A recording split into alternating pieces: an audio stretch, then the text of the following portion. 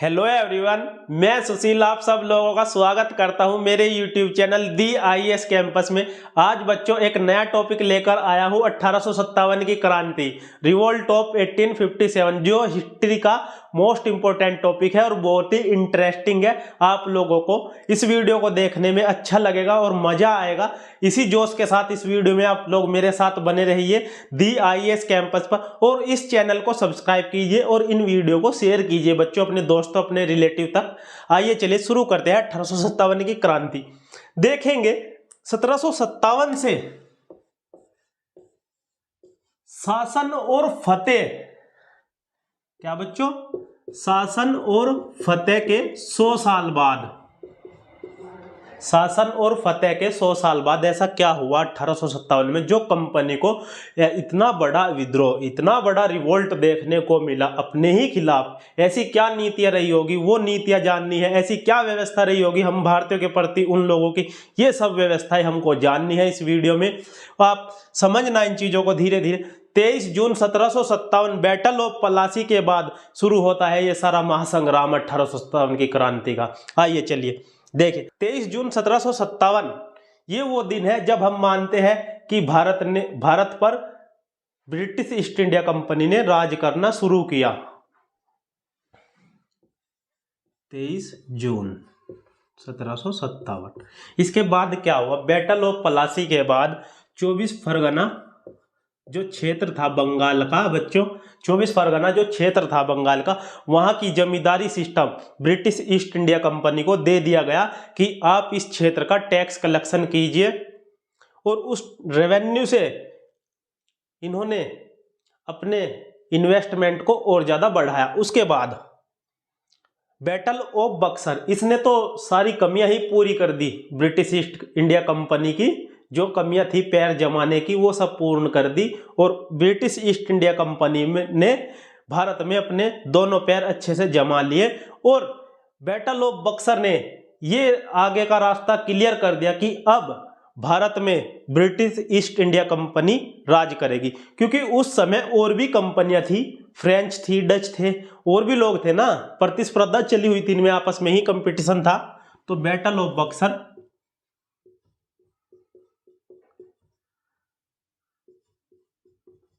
बक्सर 1764 और 12 अगस्त 1765 को संधि होती है, इलाहाबाद की संधि, पहली संधि। और दूसरी संधि बच्चों 16 अगस्त 1765। पहली संधि में क्या कहा गया, पहली संधि इंपॉर्टेंट है इस टॉपिक पर हमारे लिए। उसमें कहा गया बिहार बंगाल उड़ीसा, बिहार बंगाल उड़ीसा, इन तीनों क्षेत्रों का जो दीवानी राइट्स है वो ब्रिटिश ईस्ट इंडिया कंपनी को मिल गया। और इन्होंने तीनों जगह अपने दीवान टैक्स कलेक्शन के लिए पोस्ट पर रखे। बिहार में राजा सिताब राय, बंगाल में मोहम्मद रजा खां, उड़ीसा में राय दुर्लभ, इन तीनों ने इन क्षेत्रों का जो टैक्स कलेक्शन किया वो directly British East India company को दिया। इन्होंने अपना दायित्व पूर्ण निभाया। लेकिन उससे जो हमारे किसान थे वे हतोत्साहित हुए, आक्रोशित हुए। उसके बाद क्या होता है, 1772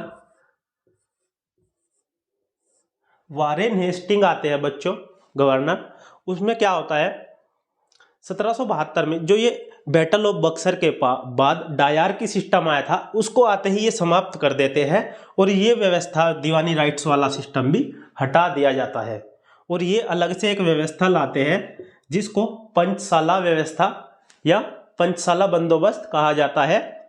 उसमें क्या था, जमींदार होगा, जमींदार इकट्ठे हो जाएंगे और किसी जमीन की बोली लगवाई जाएगी। 5 साल तक जो बोली अच्छी लगाएगा वो टैक्स कलेक्शन करेगा उस एरिया का, ठीक है, ये व्यवस्था थी। लेकिन जमींदार जो बोली लगाएगा वो अपना भी कुछ निकालेगा पहले, फिर ब्रिटिश सरकार को देगा। उससे ब्रिटिश कंपनी को मुनाफा अच्छा नहीं हो रहा था। उसके बाद देखिए बच्चों, उसके बाद 1793 में परमानेंट सेटलमेंट आता है बच्चों, सेटलमेंट, स्थायी बंदोबस्त। कौन लेकर आते हैं? Lord Cornwallis. लॉर्ड कॉर्नवालिस स्थायी बंदोबस्त लेकर आते हैं। इसमें बताया गया कि जो बिहार, बंगाल, उत्तर प्रदेश का बनारस क्षेत्र और कर्नाटका का उत्तरी क्षेत्र, इसमें परमानेंट सिस्टम लागू होगा। और परमानेंट सिस्टम से क्या होगा? जो जमींदार होगा, जमींदार जो होगा वो टैक्स कलेक्शन करेगा किसान से, और फिर किसको देगा? ब्रिटिश गवर्नमेंट को, ईस्ट इंडिया कंपनी को देगा डायरेक्टली। और इसमें लगभग ब्रिटिश ईस्ट इंडिया कंपनी की जो भूमि थी उसका लगभग 19% था, और टैक्स कलेक्शन इसका लगभग 30% था। उसके बाद एक और व्यवस्था आती है जो टॉमस मुनरो लेकर आते हैं। टॉमस मुनरो, इसको बोलते हैं रैयतवारी व्यवस्था बच्चों। रैयतवारी व्यवस्था में बच्चों क्या होता है? रैयतवारी व्यवस्था में डायरेक्टली ब्रिटिश सरकार ही टैक्स कलेक्शन करेगी किसान से, इंडिविजुअली, अलग अलग से ही, एक एक आदमी से टैक्स कलेक्शन होने लगा। और इस व्यवस्था में बताया गया अगर आप अपना टैक्स नहीं पे कर पा रहे तो आपको जमीन से आपकी बेदखल कर दिया जाएगा, आपकी जमीन हड़प ली जाएगी। तो कहीं ना कहीं 18वीं शताब्दी के मध्य से ही राजा, छोटी रियासतें, जमींदार, जागीरदार, ये सब लोग अपने पदों और अपनी जमीनों से हाथ धोकर बैठने से आक्रोशित थे। इस आक्रोश ने ही धीरे धीरे इस क्रांति को जन्म दिया। और टॉमस रॉय ने जब ये व्यवस्था लगा दी तो इसमें 30 से 50% टैक्स वसूलना शुरू कर दिया गया। उसके बाद होल्ट मैकेंजी लेकर आते हैं महलवारी व्यवस्था। महलवारी व्यवस्था ये 1822 और ये 1820। ये आपकी मुंबई, मद्रास और असम, तीनों जगह महलवारी व्यवस्था आपकी पूर्वी पंजाब, उत्तर प्रदेश, मध्य भारत।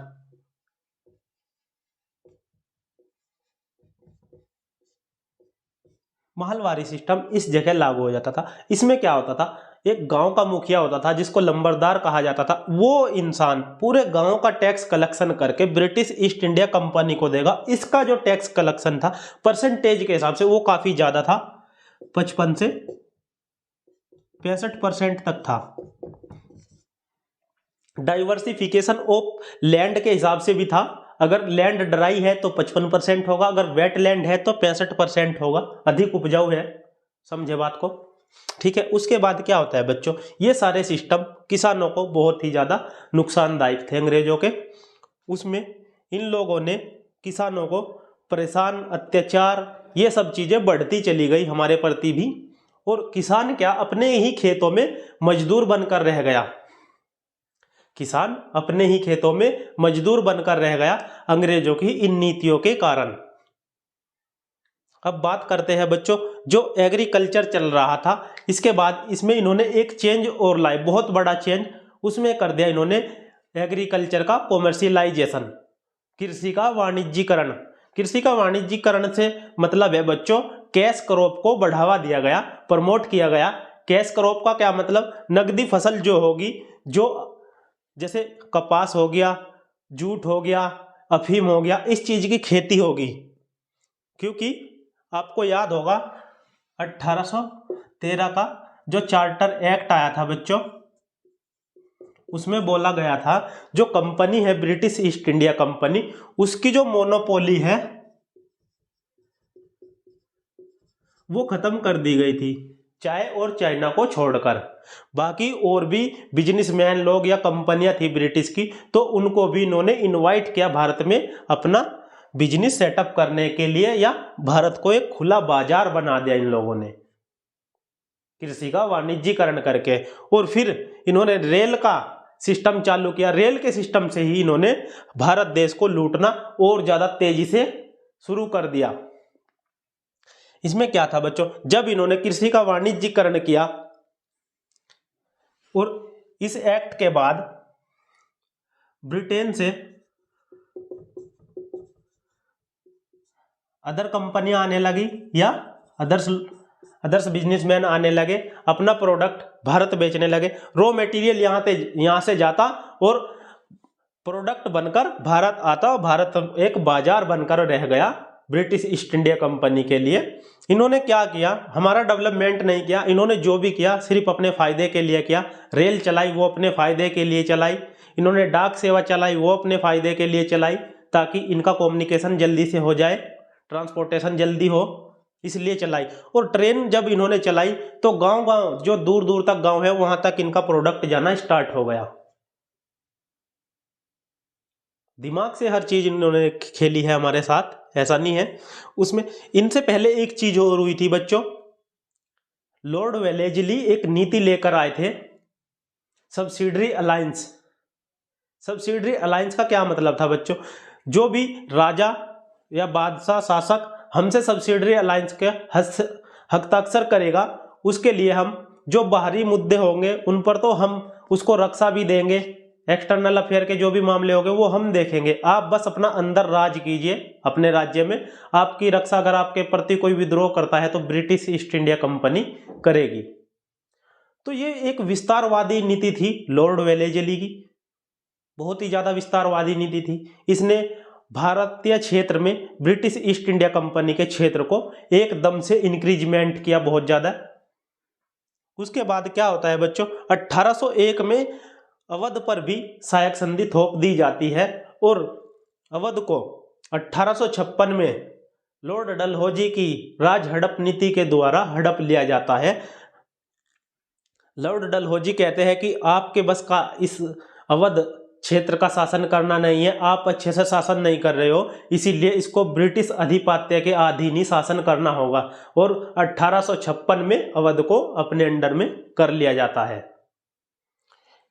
ये सब सिस्टम होने के बाद जो हमारे काश्तकार थे, हस्तशिल्प काम थे, हमारे छोटे छोटे उद्योग धंधे थे, हमारे जो लोग गांव से शहर गए थे, कुटीर उद्योगों में छोटे छोटे जो भी उद्योग थे उनमें काम करते थे, कारीगर टाइप के लोग थे, तो उनके साथ क्या किया गया, जो हमारा प्रोडक्ट था अगर उसको हमें एक्सपोर्ट करें बाहर तो उस पर ज़्यादा से ज़्यादा टैक्स लगाया गया। अगर हम उसको बाजार में बेचें तो हमारा प्रोडक्ट इनके प्रोडक्ट के मुकाबले टिक ही नहीं पा रहा था। इनके प्रोडक्ट की लाइफ काफ़ी लंबी थी हमारे प्रोडक्ट की अपेक्षा, तो हमारा, और इनका प्रोडक्ट सस्ता था, हमारा प्रोडक्ट महंगा था। इनका मशीनरी सिस्टम था, हमारा हाथ से बनने वाला था, तो इसलिए हमारा प्रोडक्ट तो रुक ही नहीं पाया यहाँ पर। और वहाँ से फिर शहरों से हमारे जो गांवों से लोग गए थे, जो कारीगर, जो हस्तशिल्प लोग गए थे, वो वापस गांव में आने शुरू हो गए और कृषि पर ऑटोमेटिक दबाव बढ़ना शुरू हो गया। कृषि पर कैसे दबाव बढ़ेगा, जब गांव का लोग शहर से वापस गांव में आएगा, जो शहर गया हुआ था, और वो फिर आकर क्या करेगा, कृषि में ही अपना हाथ बटाएगा, गांव में तो कुछ काम है नहीं।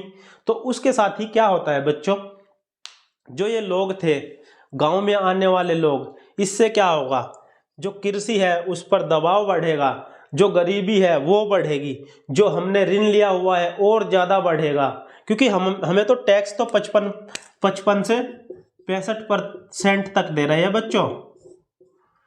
तो ये सिस्टम बहुत ज़्यादा हानिकारक हुआ किसानों के लिए, और भारत में उस समय अकाल फैमाइन कंडीशन तक आ गई, कहीं कहीं लाख लोग निपट गए और हमें पता भी नहीं चला। ऐसी व्यवस्था इन लोगों ने बनाई थी। ये उसके बाद शुरू करते हैं ये धार्मिक और सामाजिक सुधार, जो कि मोस्ट इंपॉर्टेंट पॉइंट है 1857 की क्रांति का।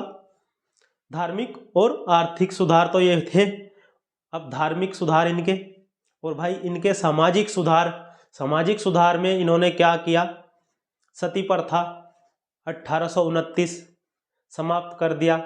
उसके बाद विधवा पुनर्विवाह 1854 स्टार्ट किया, बाल विवाह खत्म कर दिया, हिंदू पुनर्विवाह शुरू किया, और डाक सेवा शुरू की 1854। लेकिन 1854 में जो अधिनियम आया डाक सेवा का, उसमें ये स्पष्ट कर दिया गया जो फौजियों के लिए, जो सैनिकों के लिए पहले सुविधाएं निःशुल्क थी, अब वो निःशुल्क नहीं मिलेगी।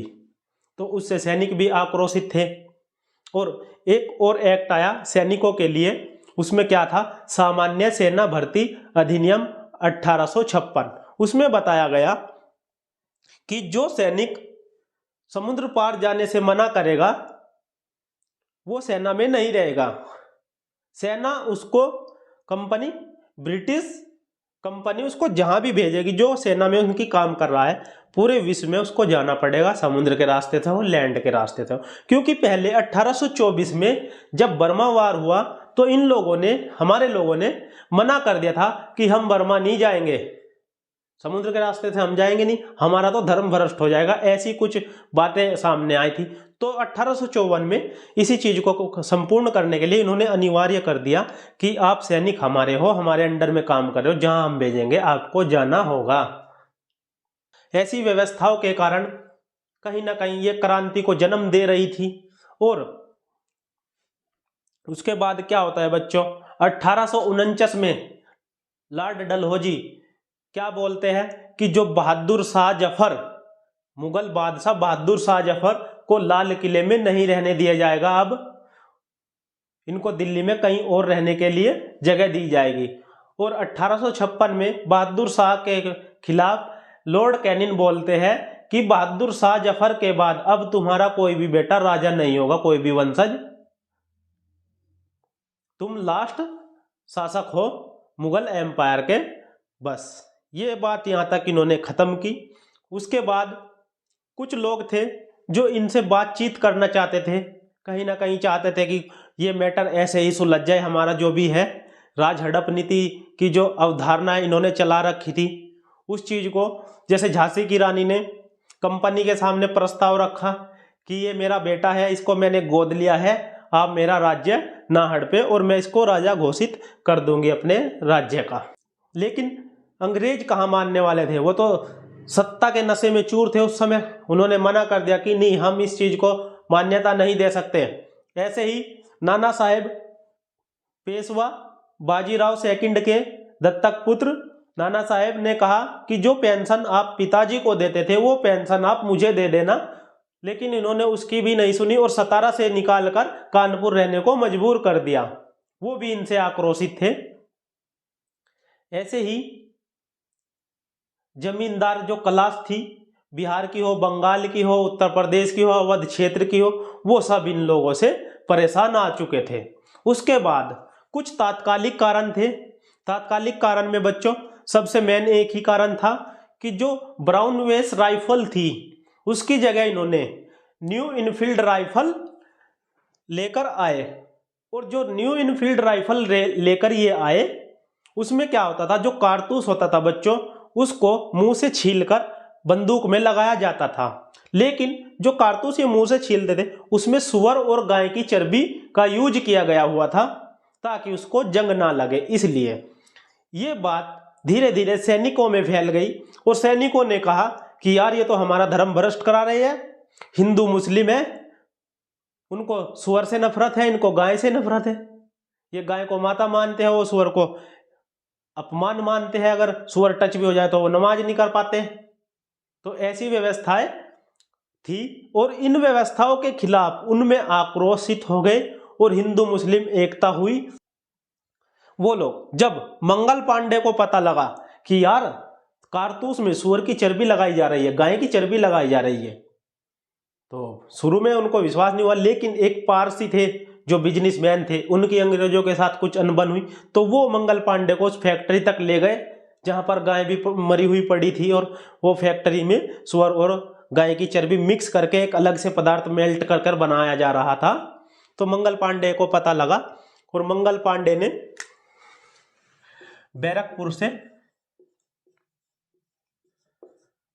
बैरकपुर छावनी 34वीं नेटिव इन्फेंट्री से थे मंगल पांडे, और कब 29 मार्च 1857 को विद्रोह शुरू कर दिया।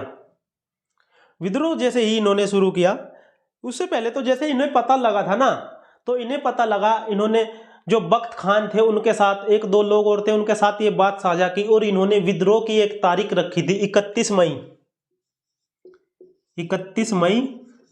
1857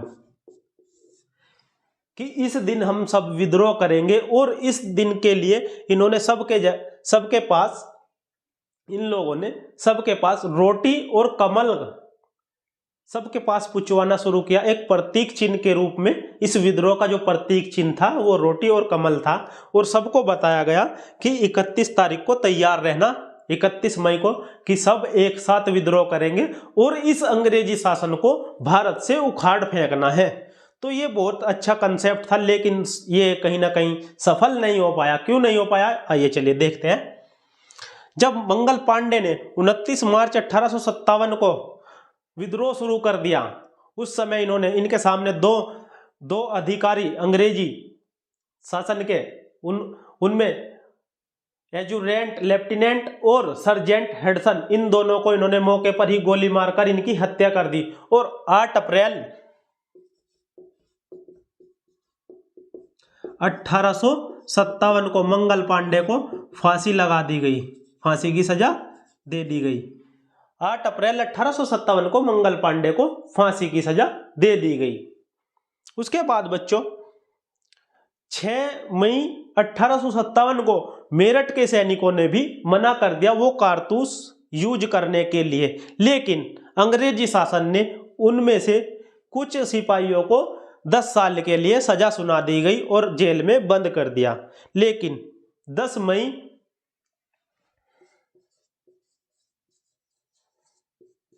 1857 यही वो युद्ध का दिन है, यही वो ऐतिहासिक दिन है जब मेरठ से क्रांति शुरू होती है। मेरठ से क्रांति शुरू होती है 10 मई 1857। महत्वपूर्ण डेट है, ध्यान रखें सभी बच्चे।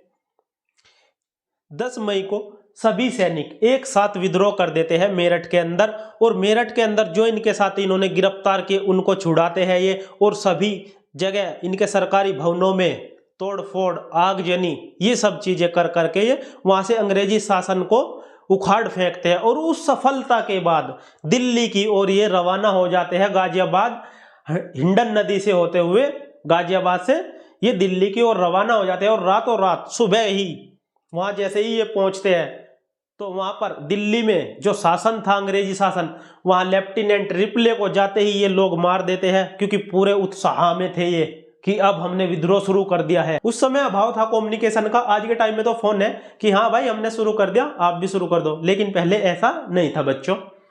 तो जब ये 11 मई दिल्ली पहुंच गए, बहादुर शाह जफर मुगल शासक, लेकिन वो एक वृद्ध आदमी, काफी एज हो चुकी थी, अब वो अंग्रेजी शक्ति से लड़ने के लिए तैयार नहीं था। लेकिन सैनिकों ने कहा कि नहीं, आपको हमारा नेतृत्व करना है, आप हमारे लीडर हो, और सैनिकों ने उसे अपना शासक घोषित कर दिया।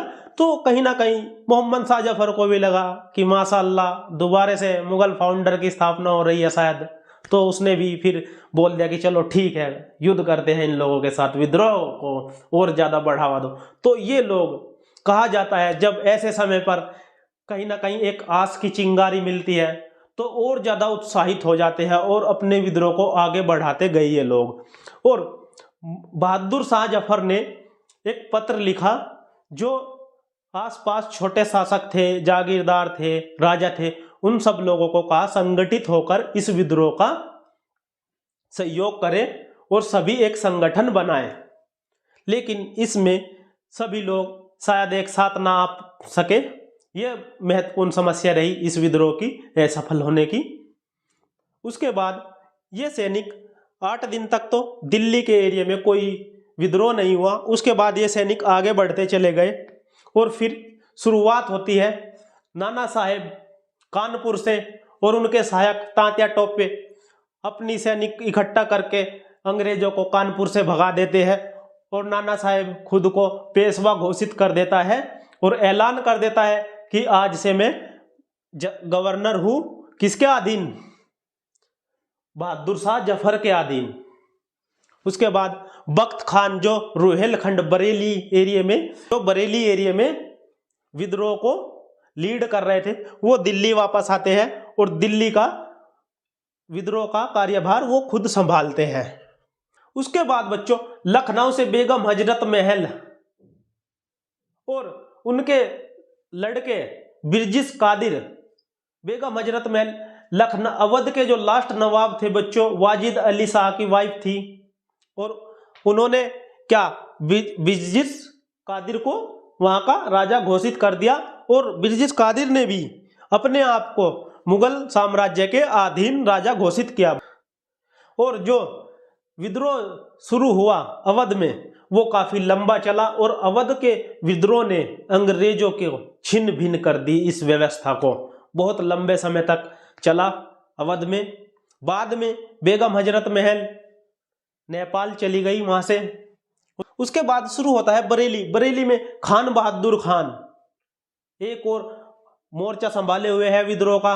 उधर दूसरी तरफ फैजाबाद में मौलवी अहमदुल्ला शाह लोगों को एकत्रित कर, धार्मिक आदमी मौलवी, उन्होंने लोगों को धार्मिक रूप से एकत्रित किया हुआ है और विद्रोह में कूद पड़े, ग्रामीण लोग भी, आम जन भी। तो बहुत विद्रोह एक साथ नहीं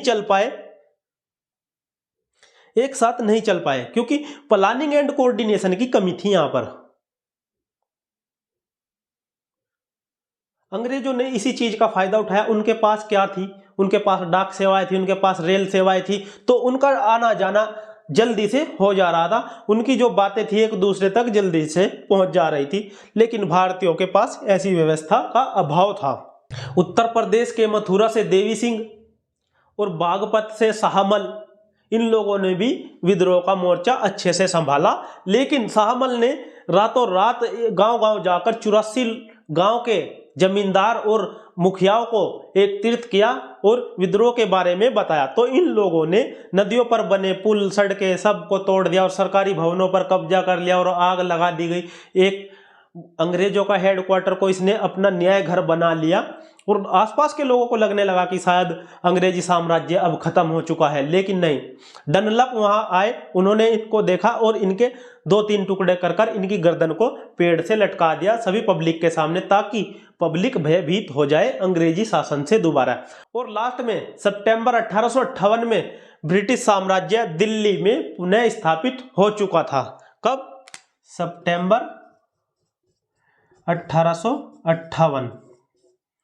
उसके बाद तांतिया टोपे कानपुर से निकलकर झांसी चले जाते हैं रानी लक्ष्मीबाई के पास। रानी लक्ष्मीबाई के पास युद्ध शुरू होने से पहले रानी लक्ष्मीबाई एक नारा देती है कि मैं अपनी झांसी नहीं दूंगी, मैं अपनी झांसी नहीं दूंगी।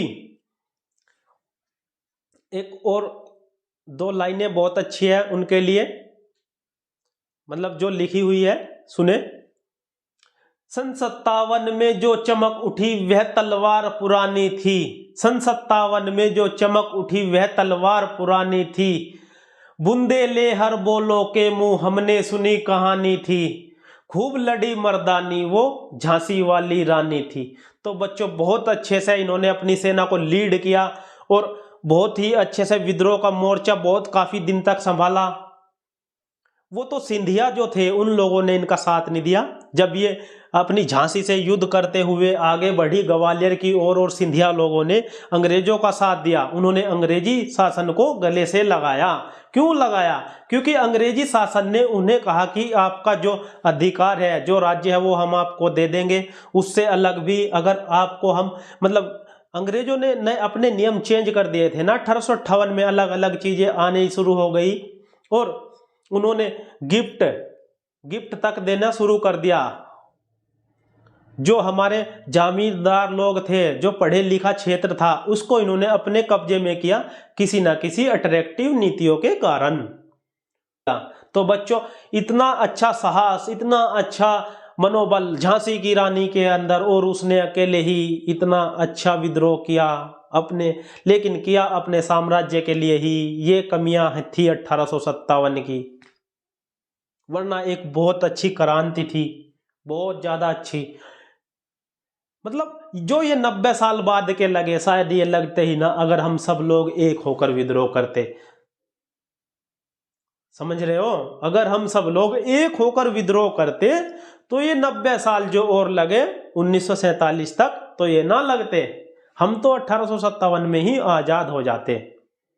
उसके बाद बिहार की एक छोटी सी रियासत है जगदीशपुर, और वहां के जमींदार कुंवर सिंह, जिनकी उम्र 70 साल, बिहार केसरी जिनको कहा जाता था या बिहार का शेर कहा जाता था, लायन ऑफ बिहार, उन्होंने विद्रोह को संभाला। और बाद में जैसे जैसे विद्रोह बढ़ता गया तो अंग्रेजी जो शासन था उसको टेंशन होने लगी कि यार विद्रोह बिल्कुल भी दमन नहीं कर पा रहे, कि सप्रेस क्यों नहीं कर पा रहे हमारे लोग, अंग्रेजी शासन डर चुका था। और एक आदमी जिसका नाम लेफ्टिनेंट टाइटलर ने एक पत्र लिखा और उसमें लिखा कि भारतीय लोग और जन सामान्य लोग हमारे खिलाफ हो गए हैं और विद्रोह बढ़ता ही जा रहा है, हमारी सेना को हानि होती जा रही है, हमारे लोगों की काफी हत्या हो गई है और हम शायद कहीं ना कहीं डरे हुए हैं अब। लेकिन नहीं, तभी एक्शन लेती है ब्रिटिश सरकार और बाहर से फोर्स बुलवाती है और सैनिकों को इंग्लैंड से। और कंपनी क्या कहती है कि अब कैसे भी करके इस विद्रोह को दबाओ, कैसे भी करो, चाहे जो करो, लेकिन इस विद्रोह को दबाओ। और जैसे ही झांसी की रानी ग्वालियर की ओर रवाना हुई और सिंधिया, उन्होंने अंग्रेजों का साथ दिया और जो गोला बारूद था सिंधिया के पास उसका पता लगा, लेकिन अंग्रेजों ने वो सब छीन लिया या सिंधिया ने खुद अपनी मर्जी से दे दिया। सिंधिया ने गद्दारी की, इसीलिए झांसी की रानी भी पराजित हुई और हुरोज ने 1858 में जुलाई झांसी की रानी को मार दिया। वहां से तांतिया टोपे जनजातीय क्षेत्रों और किसानों के साथ लुक छिपकर छोटे मोटे विद्रोह फिर भी उन्होंने जारी रखा और 1859 में तांतिया टोपे की भी फांसी की सजा हो जाती है। उसके बाद असम से मनी दत्ता विद्रोह कर रहे थे असम से, लेकिन उसको भी दमनकारी नीतियों ने दबा दिया अंग्रेजों की। उसके बाद क्या होता है बच्चों, ये जो विद्रोह था काफी अच्छे से लीड कर रहे थे लोग, लेकिन क्या था इसमें, एक सेंट्रलाइजेशन नहीं था, कोई एक सेंट्रल लीडर ही नहीं था। 1858 में बहादुर शाह जफर, उस पर केस कर दिया जाता है, मुकदमा चलाया जाता है और उनकी बीवी और उनको उम्र कैद की सजा दी जाती है। बाद में उनको यहां से रंगून बर्मा जेल में भेज दिया जाता है और 7 नवंबर 1862 को बहादुर शाह जफर उसी जेल में अपनी अंतिम सांस लेते हैं। यहां से मुगल एम्पायर समाप्त हो चुका था बिल्कुल। उसके बाद बच्चों जो ये विद्रोह चला, इसके असफल होने के हमारे अगर हम कारण देखें तो बहुत कारण हैं। इसके असफल होने के अगर मैं कारणों की बात करूं बच्चों, ध्यान से सुनना, सबसे बड़ा कारण यही है, विचारधारा का मतभेद था सबसे पहले। उसके बाद सभी वर्गों का एक साथ न आना, कोई भी वर्ग एक साथ नहीं आ पाया। समय की प्रतीक्षा नहीं थी, समय दिया गया था 31 मई का, विद्रोह शुरू हो गया 10 मई को ही। 10 मई को विद्रोह शुरू हो गया। क्या था यहां पर, कोई कोऑर्डिनेशन ही नहीं था, एक दूसरे के बीच कोई कम्युनिकेशन नहीं हो रहा था ना, दूर दूर लोग थे उस समय, फोन वो तो चलते नहीं थे, बहुत समस्याएं थी। हिंदू मुस्लिम इस चीज को तो ये नहीं करा सके उस समय, लेकिन इन्होंने एक अलग से ही कंसेप्ट निकाला कि इन्होंने सिखों को कहा कि बहादुर शाह जफर ने क्या बोला है, सांप्रदायिकता इन्होंने दिखाई कि बहादुर शाह जफर ने क्या बोला है कि इस विद्रोह के बाद सभी सिखों को एक एक करके मार दिया जाएगा। तो सिख रेजिमेंट इनके खिलाफ हो गई। उसके बाद हमारे पास क्या, संसाधनों की कमी थी, पर्याप्त मात्रा में हमारे पास वेपन ही नहीं थे। हम किससे लड़ रहे थे, भालों से, तलवारों से। ये लोग किससे लड़ रहे थे, बंदूकों से, तोपों से हमारे साथ। उसके बाद एक और पॉइंट, ये जो विद्रोह हुआ पूरे इंडिया में नहीं हुआ, पैन इंडिया लेवल पे हुआ ही नहीं। कहाँ हुआ ये, मध्य भारत, पूर्वी भारत, थोड़ा सा पंजाब पूर्वी, बस इतना ही हुआ, इस क्षेत्र में ही सिमट कर रह गया। जो शाही वर्ग था वो साथ नहीं आया, जो कुछ जमींदार थे जो अंग्रेजों के फेवर में थे वो साथ नहीं आए। लोगों का एकजुट ना होना इसी विद्रोह की सबसे बड़ी कमी है।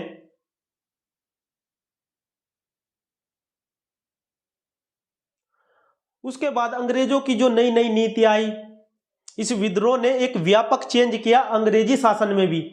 कंपनी का शासन खत्म हो गया, क्राउन रूल आ गया। क्राउन रूल आने से जो भारत का गवर्नर जनरल ऑफ इंडिया था उसको वॉयसराय ऑफ इंडिया बनाया गया। Lord Canning last governor general of India and first viceroy of India Lord Canning. ध्यान रखना इस बात को, छोटे एग्जाम में भी पूछा जाता है। और एक काउंसिल बनाई गई, इंडियन काउंसिल जिसको कहा गया इंडियन काउंसिल या भारतीय परिषद। उसमें 15 मेंबर होते थे जो सचिव को सलाह देते थे। और जो भारतीय वॉयसराय था वो डायरेक्टली रिप्रेजेंटेटिव था क्राउन का या रानी या राजा का। ठीक है, तो 1857 की क्रांति ने एक व्यापक चेंज किया है। ऐसा नहीं है, भारत के इतिहास में महत्वपूर्ण स्थान रखती है 1857 की क्रांति। इन चीजों को समझना है। 1857 की क्रांति एक बहुत ही महत्वपूर्ण हिस्सा है मॉडर्न इंडिया का बच्चों। बहुत व्यापक चेंज हुआ है। डुअल गवर्नमेंट सिस्टम को हटा दिया गया बिल्कुल। Court of director, board of control को खत्म कर दिया गया 1858 के एक्ट में। और ब्रिटिश सरकार ने बिल्कुल मना कर दिया गया कि हम आपके धार्मिक और सामाजिक मामलों में दखल नहीं देंगे। अब अपने लोगों को भी समझाया उन्होंने, अपने अधिकारी को भी। उसके बाद एक और चेंज हुआ इसमें। उन्होंने कहा कि आप जो छोटे जमींदार है, जो शासक है, कि उनको उनकी जो जमीनें हैं वो वापस दी जाएगी, आप परेशान ना हो। आपकी जो उपाधि है वो आपको वापस दी जाएगी, आप अपना शासन चलाओ। लेकिन आपको रहना ब्रिटिश अधिपत्य के अधीन ही होगा, महारानी के अधीन होगा। क्राउन के अंडर में रहो, अपना अंदर राज करो, बाहर का तो हम ही देखेंगे सब। क्योंकि जो नीतियां पहले थी वो कहीं ना कहीं समाप्त हुई और नई नीतियां आई। और विद्रोह किया ही इसीलिए जाता है कि किसी भी व्यवस्था में एक व्यापक चेंज लाना हो तो विद्रोह किया जाता है, आंदोलन किया जाता है। किसी भी व्यवस्था में अपनी मांग रखना, एक दो बातों को और एक्स्ट्रा बढ़वा देना उस चीज में या खत्म करवा देना, उसके लिए आंदोलन किया जाता है अपनी मांगों के लिए। लेकिन विद्रोह तो परेशान होकर, आक्रोशित होकर ही किया जाता है बच्चों। आज के लिए इतना ही। अगर वीडियो अच्छी लगी हो तो शेयर जरूर करना और DIS कैंपस को सब्सक्राइब करें। आप सभी लोगों का धन्यवाद।